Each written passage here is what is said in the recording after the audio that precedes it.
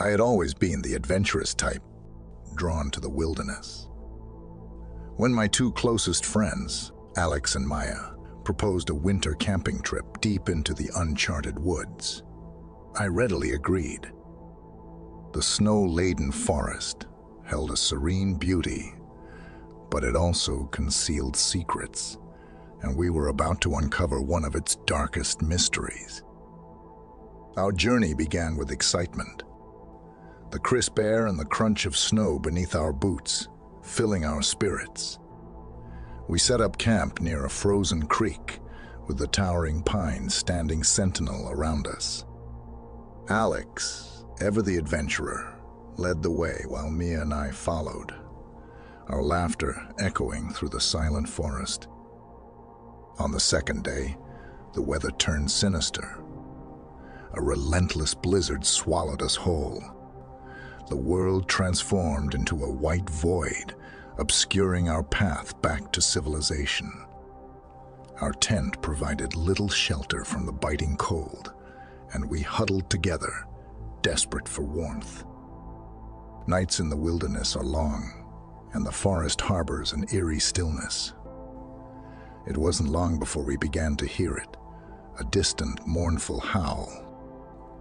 We dismissed it as the wind playing tricks on our ears, but it continued, growing nearer with each passing night. As the blizzard raged outside, we listened to the haunting wind howl through the trees, and our once lively laughter turned into fearful whispers. The wilderness that had initially enchanted us now felt like a cold, unforgiving realm that had no intention of releasing its grip.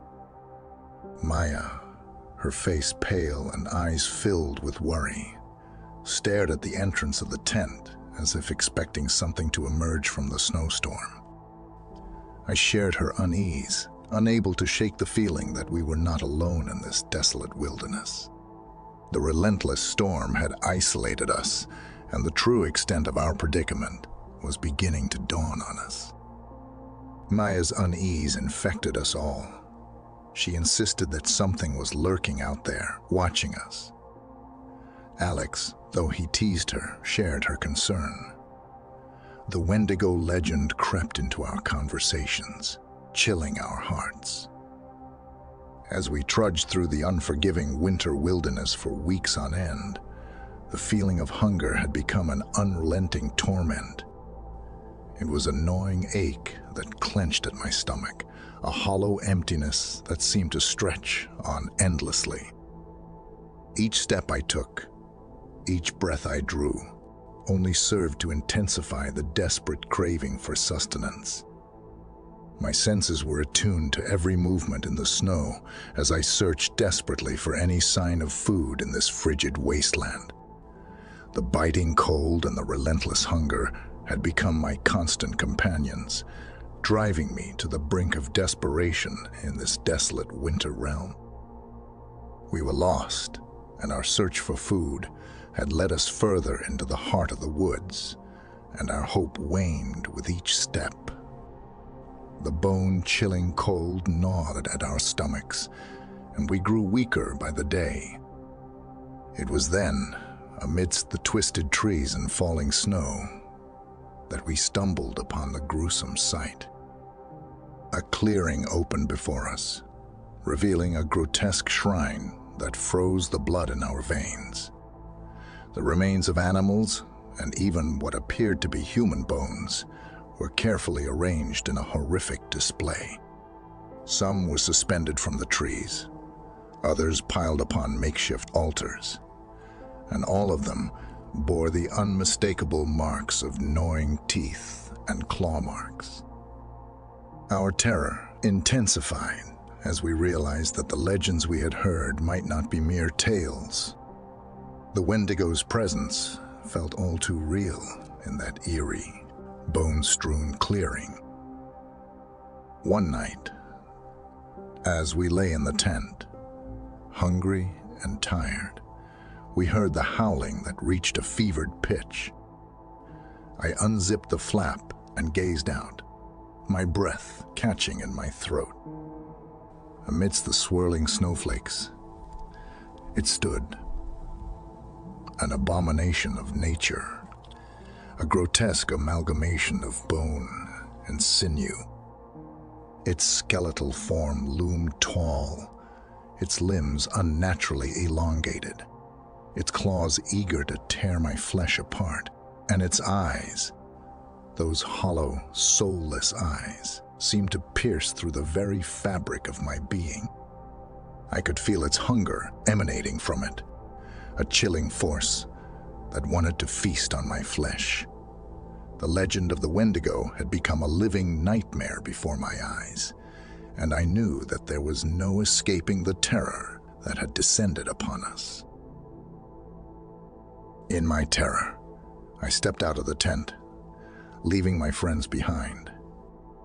I couldn't tear my eyes away from the monstrous creature that awaited me, its skeletal form looming closer, its rancid breath mingling with the biting cold, its bony fingers wrapping around my very soul, and I felt a darkness like no other consume me. A darkness that went far beyond the confines of the winter woods and into the depths of something inexplicable and horrifying. The cold, gnarled hands of the Wendigo closed around me, and I screamed, but there was no escape. It tore into me, consuming my flesh with an insatiable hunger. My vision faded as I became one with the Wendigo. And then I awoke, cold, sick, and covered in blood, but alive. Maybe it was all just a dream, even though it didn't seem like it. The campsite was empty, the tent torn to shreds with blood painting its insides. I was alone in the winter wilderness, with no memory of how I had survived or what really happened. My heart sank as I discovered Maya's torn clothes and the gruesome pile of gnawed bones. The forest had become a nightmare, and it was evident that something unspeakably horrific had befallen my friends. With a sense of dread clawing at my chest, I followed the blood trail back to the Shrine of Bones. As I approached the shrine, my eyes widened in horror at the sight of Alex.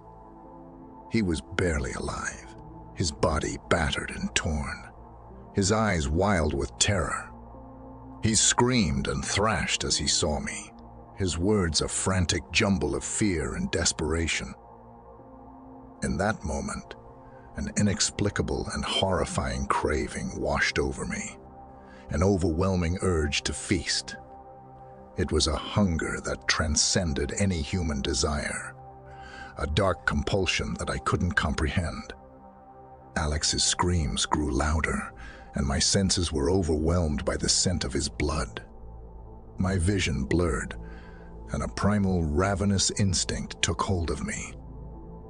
At last, my hunger had been sated, but it had left me with a chilling secret, a taste for human flesh.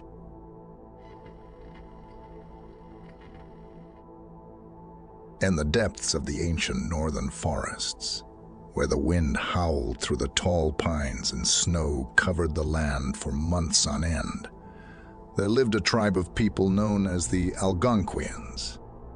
They were hardy and resourceful, their lives intricately woven into the fabric of the wilderness that surrounded them.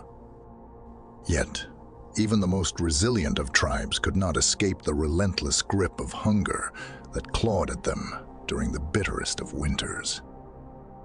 One year, the Algonquians faced a winter unlike any they had experienced before. The cold was more biting, the game scarcer, and the snowfall deeper than memory allowed. As the days stretched into weeks and then months, their food stores dwindled to nothing more than a few meager provisions. Starvation became their constant companion, and desperation set in like a blight upon their spirits. The tribe's elder, a wise and weathered man with eyes that had seen countless seasons, gathered the people around a flickering fire in the heart of their village. He spoke of ancient tales, passed down through generations. Tales of a terrible spirit that dwelled in the wilderness, a malevolent force known as the Wendigo. This spirit was born from the darkest depths of human hunger, he warned, and it possessed those who resorted to cannibalism during times of dire need. Despite the elders' warnings, hunger gnawed at their insides, driving them to the brink of madness. The cries of starving children and the anguished pleas of parents echoed through the night, a mournful symphony of suffering. Days turned into weeks, and still no relief came. It was during the bleakest of nights, when the moon hung low in the sky, casting an eerie glow over the snow-covered landscape, the desperation overcame reason. A young hunter, driven to madness by the relentless pangs of hunger, committed the unthinkable. He took a life, not of a beast, but of a fellow tribesman. As he devoured the flesh of his fallen comrade, an unholy transformation began to take hold.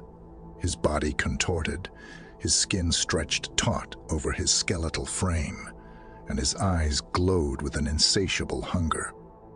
The spirit of the Wendigo had claimed its first victim. Tribe awoke to a nightmare. The young man, now unrecognizable as one of their own, had become a creature of dread and despair. He stood tall and gaunt, his limbs elongated, his fingers ending in sharp claws that scraped against the bark of the trees. His breath came out in icy plumes, and his howls echoed through the forest, chilling the hearts of those who heard them.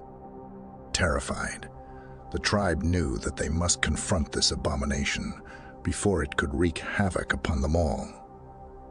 They armed themselves with weapons forged from bone and stone and ventured into the frigid wilderness. The Wendigo, with its newfound powers, lured them deeper into the woods, its voice mimicking the cries of their loved ones, drawing them further into the abyss. The battle that ensued was a brutal and harrowing one. The Wendigo moved with an unnatural swiftness, its claws tearing through flesh and bone.